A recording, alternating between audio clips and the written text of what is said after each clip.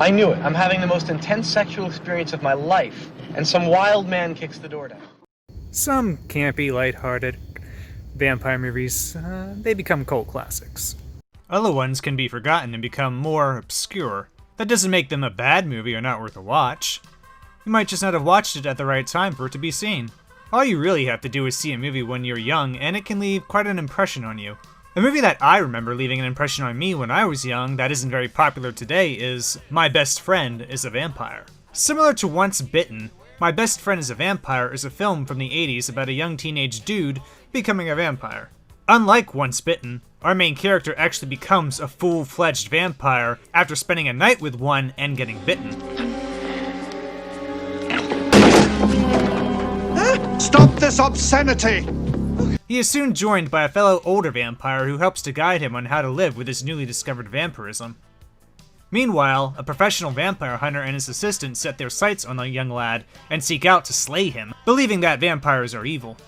While vampires are often portrayed to be purely evil, these vampires are the last thing from it. They still have the same motivations as humans with similar desires that can be for good or evil, but just like regular humans, they're mostly good and prefer to peacefully coexist with humans by drinking store-bought blood. A pint. Find it, please.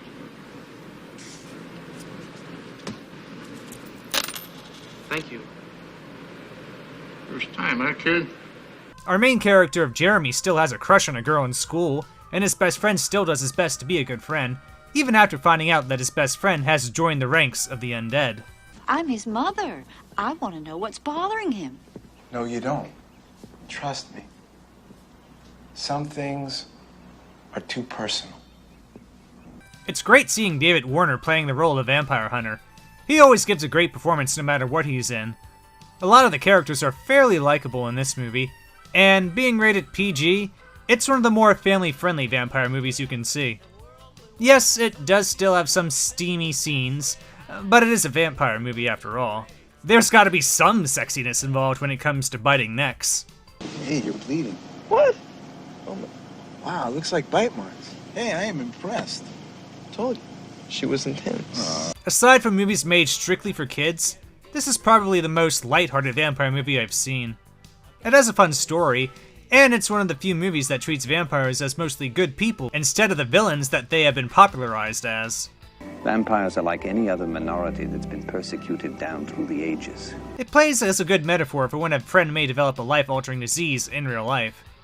Even though their life may have changed, that doesn't mean that changes who they are or stops them from being a good person and a good friend. It shows that even a vampire can be a best friend. Unbelievable. And remember, some people can have best friends who just happen to be vampires. Jeremy, a beautiful woman sucked your finger and begged for more. This is a date with destiny. Now get in there and enjoy it.